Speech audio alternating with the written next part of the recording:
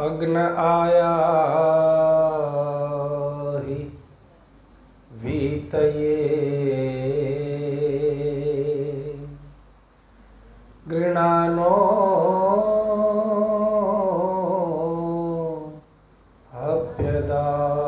अभ्यदातये निहोता सत्सिवर्षि मेरी जिंदगी की नौका की पतवार है, मेरी जिंदगी की नौका की पतवार है। हे प्रभु बस तू ही अब मेरा प्यार है। तू है सच्चा सखा, सच्चा साथी मेरा। ये मेरी जिंदगी तेरा उपहार है, ये मेरी जिंदगी तेरा उपहार है। मेरा ईश्वर ये सारा मेरे पास है, सारे ही साधनों का यहाँ वास है। फिर भी तृष्णा बढ़े बढ़ती जाए प्रभु, अब संभालो तुम ही बस तेरी आस है। अब संभालो तुम ही बस तेरी आस है। ओम शांति शांति शांति।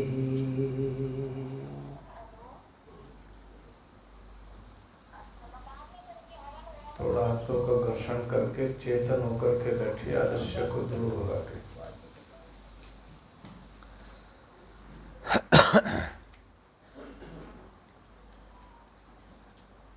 उपस्थित भद्र पुरुषों, वंदनीय मातृशक्ति, आदर और सम्मान के योग्य संयोजक जी, प्रिय ब्रह्मचारियों, देखिए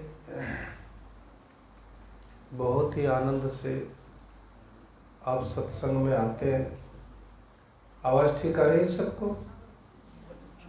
और बहुत श्रद्धा से भक्ति से आप श्रवण करते हैं। जैसे जैसे इन शास्त्रों को हम सही दृष्टिकोण से पढ़ते हैं, तब पता चलता है कि वाह क्या बात कही है, जीवन को कैसी धारा और दिशा मिल सकती है। ऐसी व्यावहारिक बातें जो बड़े से बड़े संकट में भी, बड़े से बड़े विपरीत स्थिति में भी आपको संयमित होने में, संयमित रखने में बड़ी सहायक सिद्ध होती है। प्रसंग चल रहा था कि अगर तत्वदर्शी गुरुओं के पास जाया जाए तो फिर उनके पास जाकर के जो उपदेश मिलता है, जो मार्गदर्शन मिलता है, उस मार्गदर्शन से अर्जुन जीवन बहुत खूबसूरत बन सकता है। देखिए, कक्षा में भी जो विद्यार्थी बैठा हो और उसके मन में कोई प्रश्न ही न उठे तो क्या कहते हैं अध्यापक, न तो इसको कुछ समझ आ रहा है, न ये कुछ समझना चाहता है। तो परिप्रश्न का मतलब ये होता है कि जिज्ञासु भाव से जब तुम जाते हो तपस्वी गुरुओं के पास, जो तत्वदर्शी होते हैं, केवल ज्ञानी नहीं होते, जब तुम उनके पास जाते हो तो वो तुम्हें उपदेश करते हैं। और इस पर चर्चा मैंने काफ़ी की थी, इसलिए इसको यहीं से अब आगे की तरफ बढ़ चलते हैं। और अब ये कहते हैं कि जब ज्ञान जो है तुम्हें हो जाता है तो ज्ञान होने के बाद क्या घटना घटती है उसको समझिए जरा। यज्ञात्वा न पुनर्मोहम एवं यास्यसि पांडव येन भूतान्य शेषेण द्रक्षस्यान्नत्मनथो मयि। कहते हैं कि फिर तत्वदर्शी गुरुओं के पास जाने के बाद फिर तुम मोह में नहीं फंसते, फिर तुम अज्ञान में नहीं फंसते। और कहते ये न भूतान्य शेषेण, फिर तुम्हें किसी से वैर नहीं होता और तुम सबके साथ अपने जैसा ही व्यवहार करने लगते हो। क्या कहे शास्त्रों ने, कसौटी क्या दी है जी, कि जो व्यवहार तुम्हें अपने लिए अच्छा लगता है वही व्यवहार दूसरों के साथ करना चाहिए। अब कोई हमें गाली दे तो हमें अच्छा लगता है क्या जी? बोलो तो सही, नहीं अच्छा लगता, तो इसका मतलब हमें दूसरों को भी नहीं देनी चाहिए। कोई हमारा तिरस्कार करे, अपमान करे, हमें अच्छा लगता है? नहीं लगता। ब्रह्मचारी नहीं बोलेंगे दूसरों को कष्ट करने दो, तुम तो ज़्यादा समझदार हो, तत्वदर्शी हो पूरे। तो लेकिन दूसरे का तिरस्कार और अपमान भी कभी नहीं करना चाहिए। तो ये चीज़ें इतनी व्यवहारिक है, कहते हैं कि जिससे ज्ञान के कारण से तुम सब प्राणियों को अपने जैसा समझने लगते हो। और जिस दिन तुम्हारे अंदर ये बात आ गया, आत्मवत् सर्वभूतेषु यह पश्यति स पंडितः, कि पंडित वो नहीं है जिसने 2-4 शास्त्र रट लिए हों, पंडित वो नहीं है जिसने बहुत सारे डाटा लाइनें रट ली हों। पंडित तो वो है जो अपने जैसा व्यवहार दूसरे के साथ करना सीख गया हो। देखो कितनी उत्कृष्ट परिभाषा दी है। कहते हैं फिर क्या होता है, कहते हैं कि फिर हर और एक उससे आगे की स्टेज है। पहली स्टेज तो यह है कि जो है सब प्राणियों को आत्मवत देखने लगता है, सब प्राणियों के साथ आत्मवत जैसा व्यवहार करने लगता है। और फिर क्या कहते हैं कि प्रत्येक प्राणी में परमात्मा का ही अनुभव बोलो करने लगता है। द्रक्षसी आत्मन्यथो मयि, पहले तो तुम अपने जैसा देखते हो, आत्मजानी बनते हो, और फिर मुझ में तुम सबको देखने लगते हो या सब में मुझको देखने लगते हो। ये जो स्थिति है, ये स्थिति बिना ज्ञान के नहीं आ सकती, ये स्थिति बिना किसी अच्छे गुरु के नहीं आ सकती। इसलिए कृष्ण कहते हैं कि तत्वदर्शी चाहिए, ज्ञानी पुरुष चाहिए। अब तत्वदर्शी और ज्ञानी पुरुष हो जाए ना, फिर कहते हैं कि अपरीक्षण कर्तव्यम कर्तव्यम सुपरीक्षितम, बस यहीं पर मामला फंस जाता है।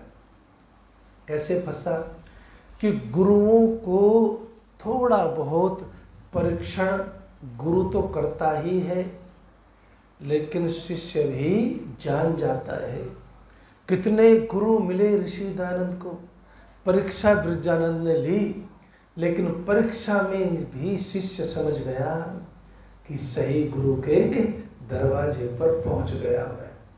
तो कहते हैं थोड़ा बहुत परीक्षण हो उसकी स्थिति की। महात्मानंद स्वामी ने क्या कहा है, जिसको देखो वही कहता है मैं योगी हूँ, जिसको कि देखो वही कहता है मैंने गंगोत्री में तपस्या की है, जिसके देखो वही कहता है कि मेरे जैसा तो कोई है ही नहीं। लेकिन उन्होंने एक सरल सी बात लिखी कि कौन है साधक, कौन है योगी, कौन है साधनावान व्यक्ति। तो कहते हैं कि जिसके पास बैठ कर के तुम्हारा उठने को मन न करता हो तो समझ लो कि कुछ न कुछ साधना उसके जीवन में जरूर है साहब। वो है साधक। उस साधक को आपको समझना पड़ता है। तो कहते हैं कि ऐसा जो साधक होता है, जो सबके साथ अपने जैसा व्यवहार करता है और सब में प्रकृति में ईश्वर को ही देखने लगता है, कहते हैं कि ऐसा व्यक्ति ज्ञान की तरफ बढ़ता चलता है। लेकिन ऐसे व्यक्ति कौन है, उसकी थोड़ी बहुत परीक्षा बोलो होनी चाहिए। जब परीक्षा नहीं होती, प्रज्ञाचक्षु है रामभद्राचार्य जी, और पूरा वाकया मैं आपको बता देता हूँ।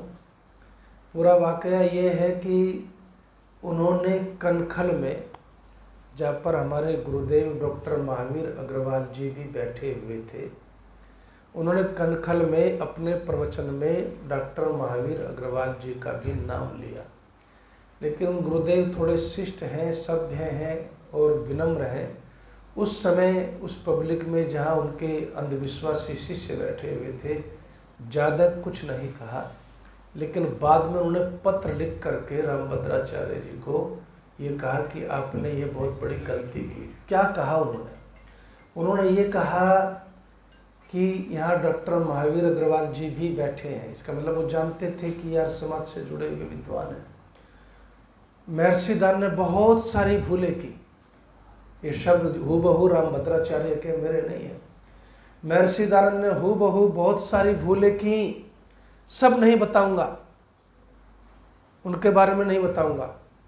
लेकिन एक भूल जो बहुत बड़ी की, उन्होंने भागवत पुराण, वाल्मीकि रामायण, महाभारत को काल्पनिक माना, जबकि महर्षि दयानंद ने सत्याप्रकाश में पठन पाठन में ये लिखा है कि वाल्मीकि को पढ़ें, वाल्मीकि रामायण पढ़ें, महाभारत के ये पर्व पढ़ें। न तो उन्होंने कृष्ण को काल्पनिक माना, न उन्होंने राम को काल्पनिक माना, और इतना बड़ा झूठ जो है हजारों की पब्लिक के बीच में रामभद्राचार्य जी ने बोल दिया। जबकि अगर हम कहना चाहें तो बहुत सारी बातें उनके विषय में हम यहाँ से कह सकते, इस मंच से मैं ऐसी ऐसी बातें उनकी बता सकता हूँ कि आप सोचेंगे कि सन्यासी का इससे क्या लेना देना। लेकिन वो हम उस स्तर पर नहीं जाना चाहते। प्रज्ञाचक्षु है, अच्छा कुछ काम भी कर रहे हैं, लेकिन कम से कम लोगों को हमने ये संदेश जरूर दिया है और देना चाहिए कि ऋषि दयानंद पर टिप्पणी करने से पहले आपको 1000 बार सोचना चाहिए। इस भारत में, इस दुनिया में किसी के अभी इतनी औकात नहीं है कि ऋषि दयानंद को चैलेंज कर दे और चैलेंज करने के बाद आकर के हमसे शास्त्रार्थ कर ले। इतना दम अभी किसी में है नहीं और ना ही हो सकता है, क्योंकि ऋषि ने जो वैज्ञानिक सिद्धांतों पर चर्चा की है, ऋषि दान ने जो विद्या जो है, ऋषि दान के सिद्धांत जो है वो विज्ञान सम्मत भी है, तर्क सम्मत भी है और बुद्धि सम्मत भी है, सृष्टि सिद्धांतों के अनुकूल है। इसलिए अब चलिए, मैं इसी बात को यहाँ पर कह रहे थे कि भाई गुरुओं को मानता ना तो है, लेकिन अब इसको आगे चलते हैं। बहुत ही अपि चेदसि पापेभ्य सर्वेभ्य पापकृत तमः सर्वम ज्ञान प्लवेनेव वृजनम संतरिष्यसि। कहते हैं अर्जुन, एक नाव है जो पाप के कीचड़ में से भी निकाल करके ले जाएगी। पापकृत तमः, जो घोर पापी होता है, घोर पतन के गड्ढे में गिरा हुआ होता है, उसको भी निकाल करके ले जाती है, उसको भी तैरा करके ले जाती है। वृजनम संतरिष्यसि, बड़े बड़े पापों से छुटकारा हो जाता है। और वो नाव कौन सी है? वह नाव है ज्ञान रूपी नाव। क्या है बोलो? ज्ञान रूपी नाव। ज्ञान रूपी नाव से जब ज्ञान हो गया आपको, तो फिर कहते हैं कि फिर पापों से छुटकारा हो जाता है। और पापों से जब छुटकारा होता है ना, तो कहते हैं, देखिए जी, मनुष्य है, मनुष्य से भूल होना स्वाभाविक है। बशर गलती का पुतला है कि गलती हो ही जाती है। जो गलती करके पछताए उसे इंसान कहते हैं। स्वाभाविक है, मैं हूँ या आप हो, कोई भी हो, इंसान आखिर इंसान है, उससे भगवान तो नहीं है। मनुष्य से भूल होना अत्यंत स्वाभाविक सी बात है। ऐसा कोई भी मनुष्य आपको नहीं मिलेगा जिससे कभी कोई भूल बोलो न हुई हो।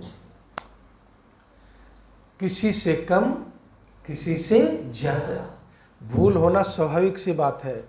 और भूल के साथ उसको जो है, अगर भूल पर भूल करोगे तो फिर वो आपके संस्कार बनते जाते हैं और आपके खजाने में गलतियां और भूल बोलो जुड़ते चले जाते हैं। फिर पता चला जीवन में भूल का ही कोष बन गया, जीवन गलतियों का ही कोष बन गया। और फिर जब ज़्यादा गलतियां इंसान करें, उनका सुधार न करें, तो फिर कहते हैं कि जीवन ही एक गलती बन कर के रह जाएगा। गलती तो हो जाती है, भूल तो हो जाती है, लेकिन भूल को सुधार करने के लिए ज्ञान की आवश्यकता होती है। सामान्य भूल है, वो आपने गलती की, किसी से आपका कुछ विद्वेष हो गया, सॉरी बोली, बात खत्म हो गई। लेकिन विशेष जो गलतियां जीवन में हैं, जो आपके जीवन में आ जाती हैं, आपके कैरेक्टर में आ जाती हैं, आपके चरित्र में आ जाती हैं और आपके स्वभाव में आ जाती हैं, आपके दुर्गुणों के रूप में आपके जीवन का अंग बन जाती हैं, उनको दूर करने के लिए कृष्ण कहते हैं कि ज्ञान के अलावा और कोई मार्ग बोलो नहीं है। ज्ञान से होगा। और ज्ञान जिसको आप ज्ञान समझ रहे हैं, उस ज्ञान को कृष्ण कहते हैं कि नहीं, ये विवेक का स्तर आपका होता है। उस विवेक के स्तर पर जा करके, जहाँ पर तत्वदर्शी व्यक्ति जो है वो अपने आप को देखता है, अपने जैसा सबको समझता है, अपने जैसा व्यवहार सबके साथ करता है और सब में परमात्मा की अनुभूति करता है। ऐसी स्थिति में जब व्यक्ति पहुंचता है तो कहते हैं दोनों जो है विवेकशील पुरुष के लिए अवांछनीय हो जाते हैं। देखो शब्द सुना करो, इसका मतलब ऐसे नहीं कोई शब्द कहीं फेंक दिया जाता है। अवांछनीय का मतलब होता है कि फिर भूल जो हो गई अब वो नहीं होगी, उसकी इच्छा अब नहीं रही, उसको दोहराने की इच्छा नहीं रही जीवन के अंदर। और कहते हैं कि जो पाप पुण्य के संस्कार हैं उनको भी काट दिया जाता है ज्ञान के द्वारा। इसलिए वो कहते हैं कि पापेभ्य पापकृतम, घोर पापी व्यक्ति भी। अच्छा बताइए, अमीचंद तो घोर पापी था कि नहीं था? कोई ऐसा बुराई नहीं थी जो अमीचंद के जीवन में नहीं थी। शराब वो पिए, रिश्वतखोरी वो करे, दुनिया भर की औरतें घर में ला के उसने रखी, बीवी की पिटाई उसने, कोई ऐसा काम नहीं जो अमीचंद नहीं करता था। लेकिन जैसे ही तत्वदर्शी गुरु के पास गया, यह है चमत्कार, इसको कृष्ण कह रहे हैं। तत्वदर्शी गुरु के पास जैसे ही गया, ऋषि दानंद के पास जैसे ही गया, और वो घोर पाप कृत्य करने वाला व्यक्ति भी जब उसको ज्ञान के दीपक की रोशनी में थोड़ा सा भी ज्ञान हुआ, थोड़ा सा भी उपदेश मिला, तो फिर वो क्या हो गया, सब पापों को छोड़ करके जैसे ऊपर पत्ता तैरता है ना पानी के, ऐसे तैरने लगा इस संसार में। और सबसे पहला भजनोपदेशक अमीचंद बन गया। सब ये करिश्मा होता है। और ऐसे हजारों उदाहरण आपको मिलेंगे। और इसलिए वो कहते हैं कई बार कि सामान्य पढ़ा लिखा संत भी जो आत्मवत व्यवहार करने लगता है और श्रद्धा से सूर्य दरबार में जाता है, वो भी जो है तत्वदर्शी बन जाता है।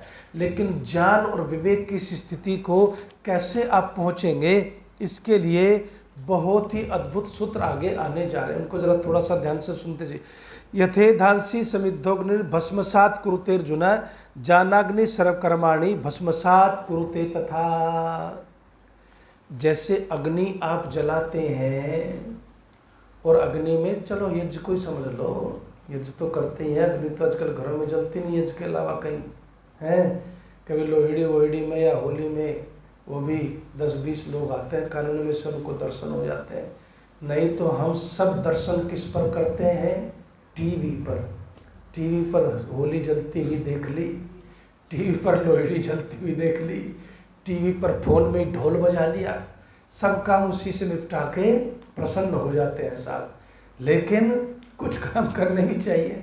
तो जैसे आप यज्ञ करते हैं और यज्ञ में आप जो है समिधा डालते हैं, और जब समिधा डालते हैं तो समिधा में सारी समिधाएं जैसे भस्म होती चली जाती है। अग्नि जैसे ईंधन को भस्म कर डालती है, ऐसे ही जब ज्ञान रूपी अग्नि जलती है ना, तो सब पाप वाप सबको क्या है, भस्म कर डालती है साहब। इतनी ताकत ज्ञानाग्नि में होती है।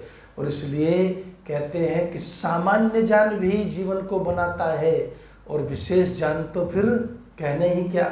इसलिए सामान्य विद्या अक्षर ज्ञान से लेकर के जो भी आप जीवन में पढ़ते हैं वो सब बहुत अद्भुत होता है, लेकिन उसकी परिणति विवेक के स्तर पर होनी चाहिए।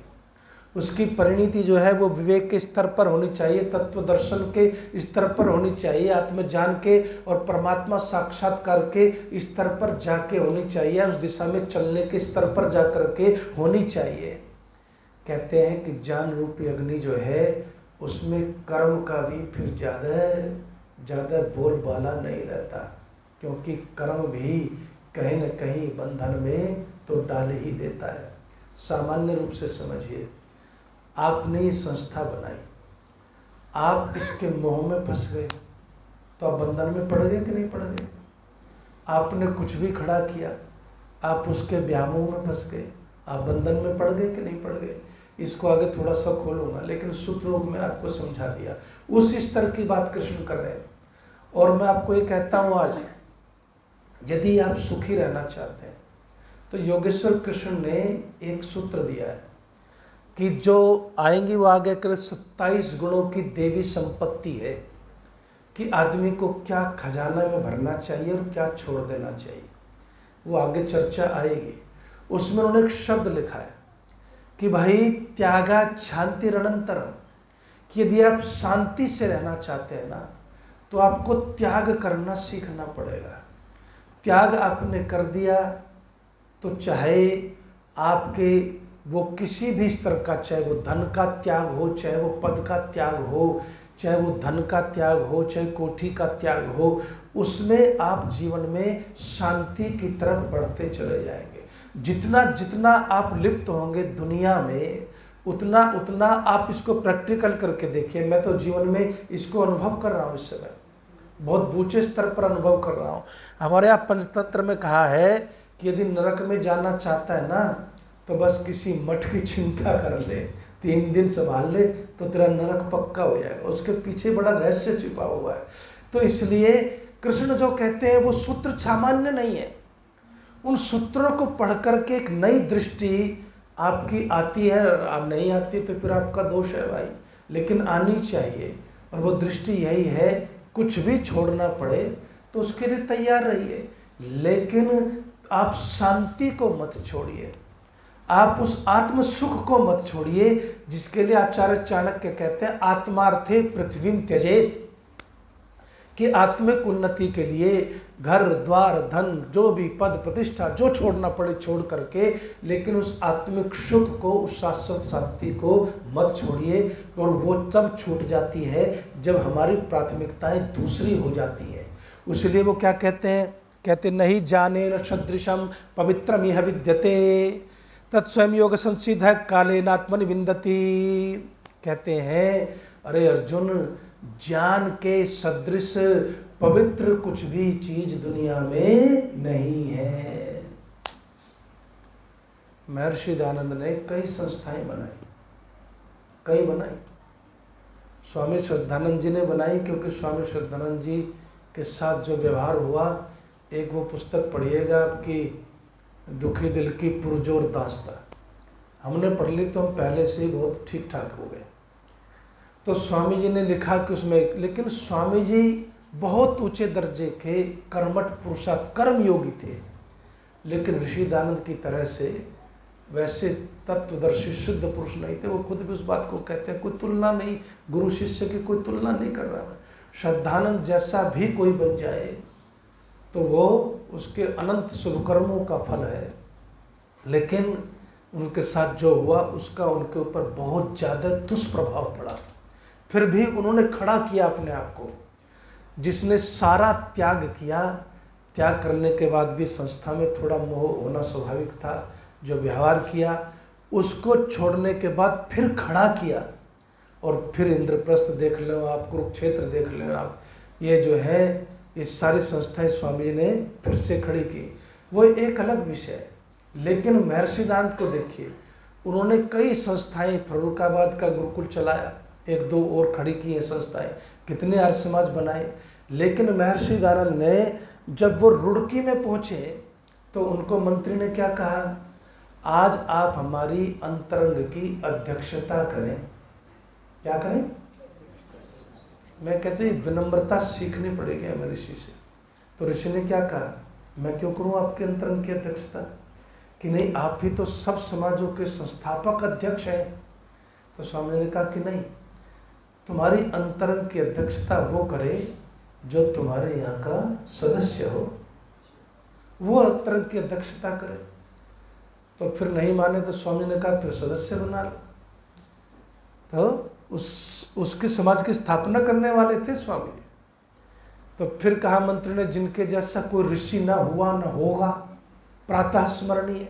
ऋषिदान ने क्या कहा, अगर मैं प्रातः स्मरणीय हूँ तो भगवान को कभी याद करोगे?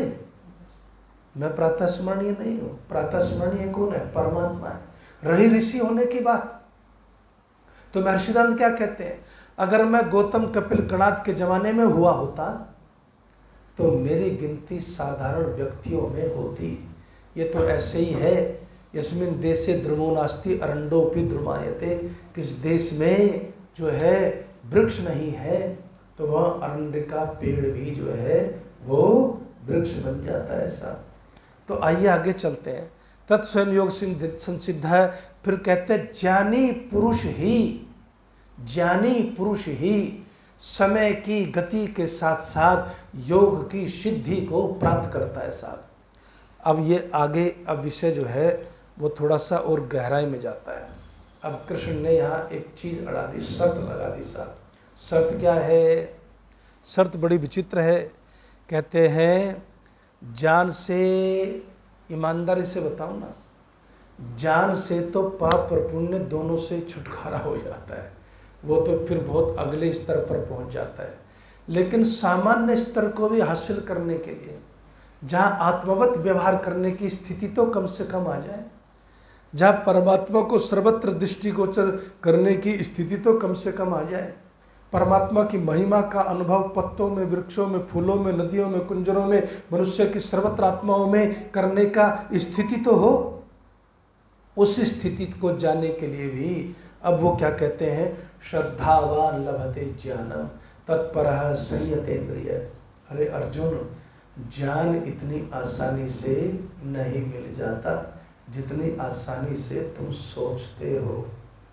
हम सब तर्क सीख लेते हैं, हम सब जो है सत्यासत्य की परिभाषाएं रट लेते हैं, हम सब धर्माधर्म का ज्ञान कर लेते हैं, हम सब न्याय अन्याय का ज्ञान कर सकते हैं आर्ष ग्रंथों को पढ़ करके, सत्याप्रकाश जैसे ग्रंथों को पढ़ करके। लेकिन उसके बावजूद भी जब तक किसी तत्वदर्शी गुरु के पास हम नहीं जाते तब तक जो है हम ज्ञान की स्थिति को उपलब्ध बोलो नहीं हो पाते। और कहते हैं कि वो जान के कैसे जाएंगे आप। अब कमाल का ये सूत्र है, इसको थोड़ा सा अगले हफ्ते, और अगले हफ्ते तो शायद हमारा वो है श्रावणी है, अगले हफ्ते श्रावणी है। मेहरबानी करके अपने अपने फ़ोन नंबर में सब मंगा लीजिए और उसको पूरा वायरल कीजिए, घर जा करके सबको फ़ोन कीजिए और 5-5 आदमी लेके आइए, ज़्यादा हमारे पास जगह है नहीं, बच्चों के घर वाले भी आएंगे, ठीक है ना। तो प्रचार पूरा होना चाहिए। 8 बजे से 1 बजे तक कार्यक्रम है। अच्छे आपको प्रवचन सुनने को मिलेंगे, बच्चों के कार्यक्रम देखने को मिलेंगे। अच्छा, इस दिन हमारे जिलाधिकारी महोदय भी उस दिन यहाँ पर पहुँच रहे हैं। तो कृपया आप सब जो हैं अपनी उपस्थिति सुनिश्चित करें। 7:45 बजे आप यहाँ आ जाएं। नाश्ते की, भोजन की व्यवस्था सात्विक भोजन की जैसी आपकी गुरुकुल में, आर्य समाज में होती है, होनी चाहिए, वो व्यवस्था आप सबके लिए हमारी तरफ से की जाएगी। हाँ, आप अपनी जेब में छोटी मोटी राशि या चेक लेकर के जरूर आए, क्योंकि हमारे पास क्या रखा है, करना तो सब आपके ही द्वारा है। हम तो सिर्फ उसको प्रस्तुत करते हैं, प्रेजेंटेशन करते हैं आपके सामने, पीछे ताकत आपकी लगी होती है। तो खैर, अब वो कहते हैं अर्जुन कैसे जाएगा, गुरु के पास कैसे जाना चाहिए, गुरु के पास कैसे जाना चाहिए। तो वो कहते हैं कि श्रद्धावान लभते ज्ञानम, ज्ञान तो केवल श्रद्धालु शिष्य को ही मिलता है। कहते हैं कि जिसके पास श्रद्धा नहीं वो ज्ञान को कभी प्राप्त बोलो नहीं होता।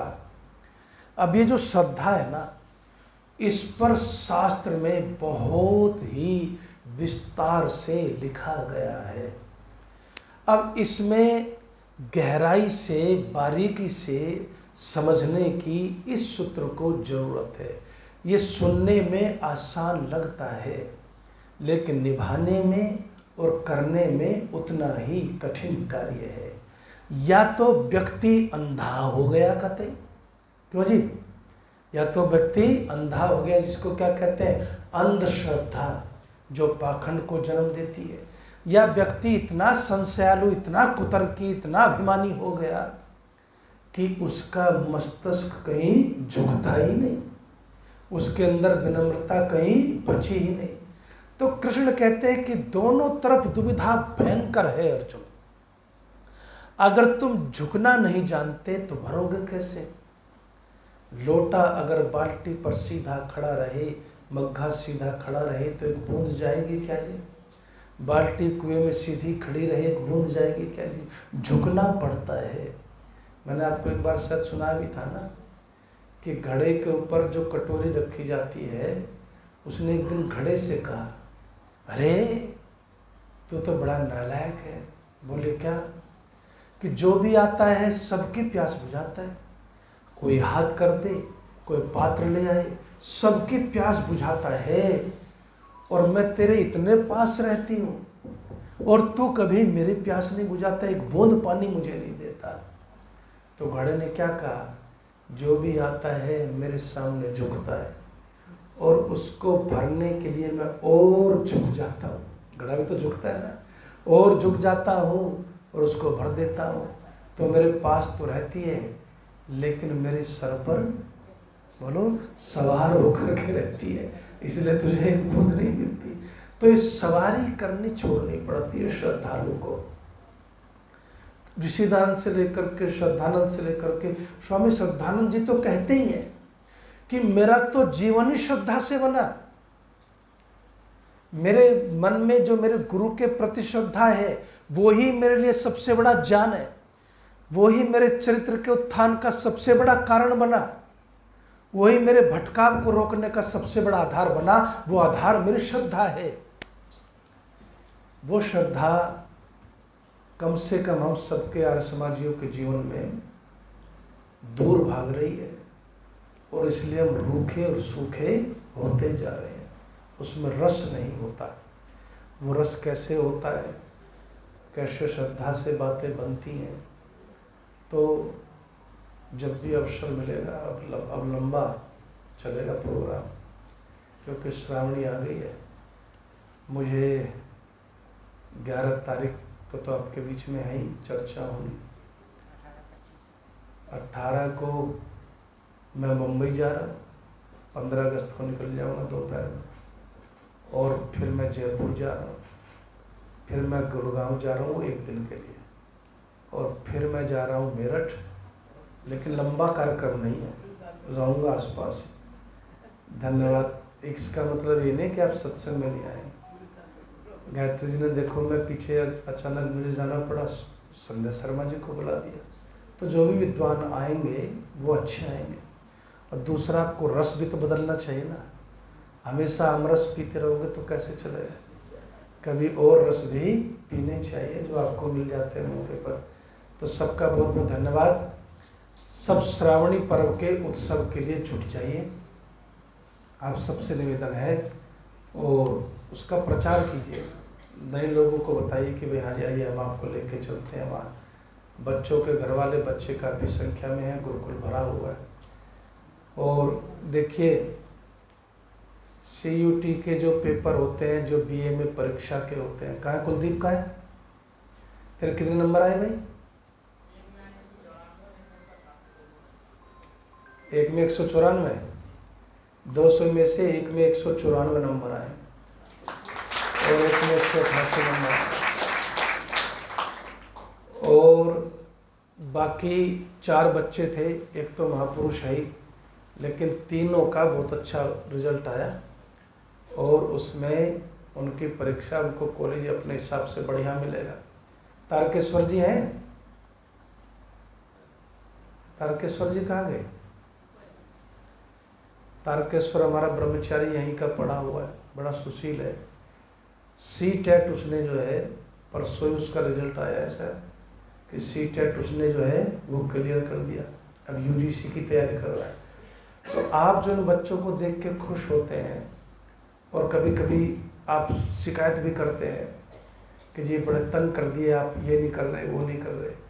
हम भी चुप मार के निकल जाते हैं कई बार कि क्या कर रहे हैं आप, आपको नहीं पता, और हम क्या कर रहे हैं ये भी आपको नहीं पता। लेकिन कितने बच्चों का भविष्य आपने बना दिया। इसका पुण्य आपको केवल इस जन्म में नहीं मिलेगा, यहाँ काम करने वाले प्रत्येक व्यक्ति को जन्म जन्मांतर तक ये पुण्य मिलेगा। तो बच्चों, सब एक बार आर्य समाज के लोगों के लिए तालियां बजाओ जोर से।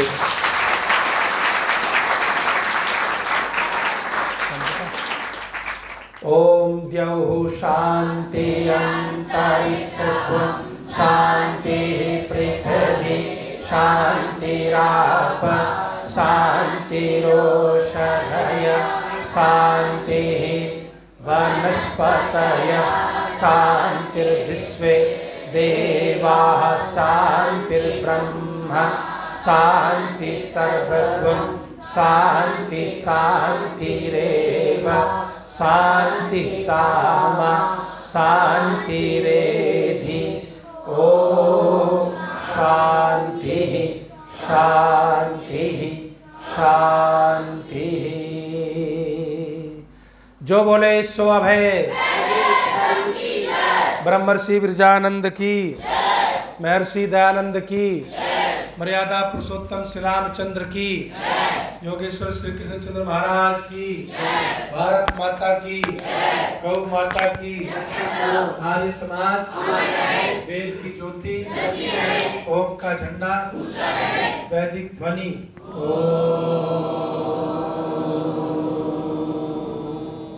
वैदिक अभिवादन सभी को सादर नमस्ते। सभी एक